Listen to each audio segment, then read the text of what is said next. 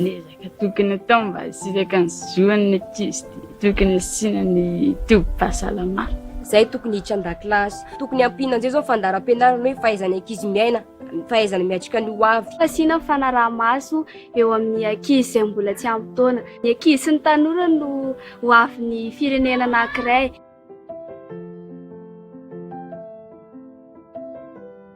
Nofinofiko zao anao dokotera. Anao président de la république. Ho an'ny zaza malagasy dia mba hatratra ny tanjony avy.